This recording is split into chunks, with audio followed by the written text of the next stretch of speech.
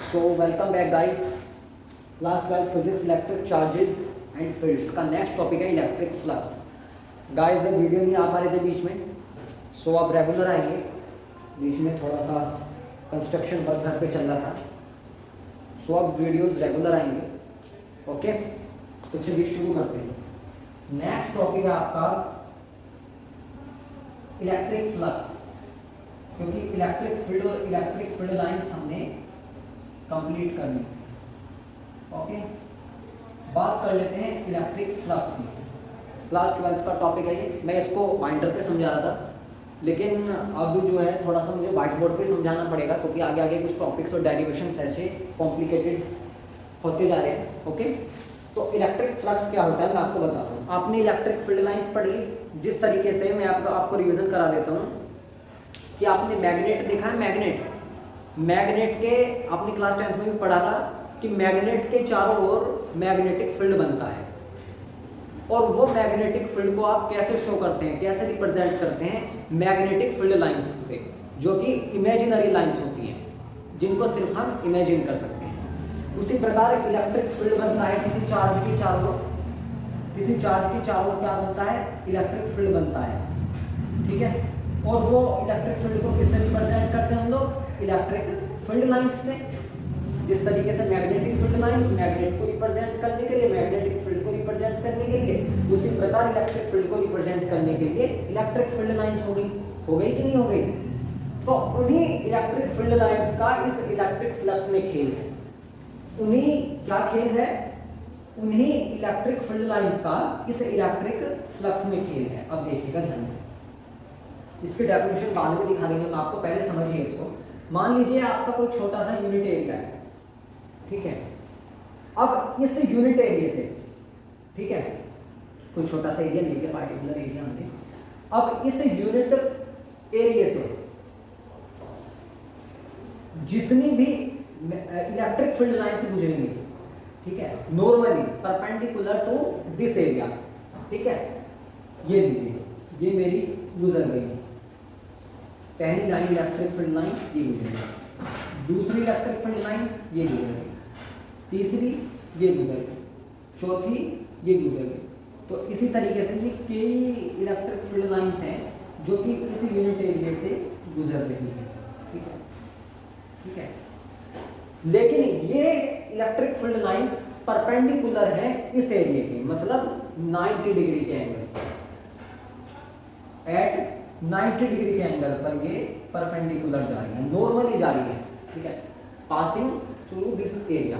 ठीक है, अब ये मेरा कोई एरिया है, ठीक है, इस यूनिट एरिया को मैंने डेल्टा एस मान लिया।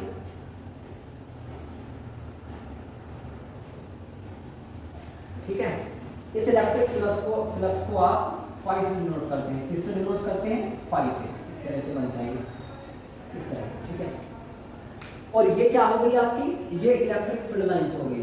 ठीक है, ये इलेक्ट्रिक फील्ड लाइंस हो गई। तो हम कह सकते हैं the passing when the number of electric field lines passing normally to a unit area, then it is known as electric flux. Okay, तो इलेक्ट्रिक फ्लक्स मेरा ये फाई क्या गुजर रही है? कौन गुजर रही है? इलेक्ट्रिक फील्ड लाइंस गुजर रही है। ठीक है, किसके थ्रू? Delta S. ये कोई छोटा सा एरिया है हमारा यूनिट एरिया, जिसको मैंने डेल्टा एस बोल दिया। इस डेल्टा एस के थ्रू, तो ई इंटू डेल्टा एस, ये आपका इलेक्ट्रिक फ्लक्स हो जाएगा, इलेक्ट्रिक फ्लक्स हो जाएगा। ठीक है, इसको आप एक बार रिवाइज कीजिए। सो गाइज, आपको स्क्रीन पे एक छोटी सी डेफिनेशन दिखाई दे रही होगी इलेक्ट्रिक फ्लक्स की, अपनी एनसीईआरटी की डेफिनेशन है ये। ओके, तो चलिए, अब थीटा अगर मैं 90 डिग्री ले लेता हूँ, ठीक है, क्योंकि ये इलेक्ट्रिक फील्ड लाइंस इस यूनिट एरिया के परपेंडिकुलर है। If I take theta is equal to 90, और अगर मैं इसमें थीटा एंगल का भी रोल है, इसमें there is a role of angle, तो फाई बराबर E delta S cos theta. Phi बराबर ई डेल्टा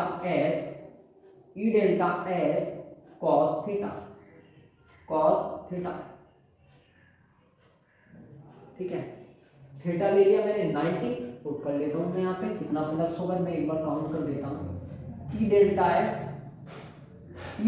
एस cos 90। अब मेरे को cos 90 की वैल्यू बताना,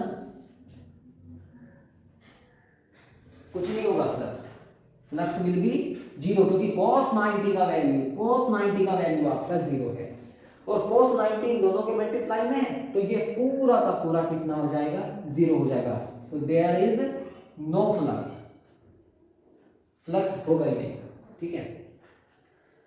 तो अगर आपका एंगल 90 मिल जाए, ठीक है, एंगल 90 मिल जाए आपको, ठीक है, तो आप उसकी वैल्यू थीटा बराबर 90 की वैल्यू इसमें पुट करेंगे, तो cos 90 विल बी होता है जीरो, तो फ्लक्स विल बी जीरो, ठीक है।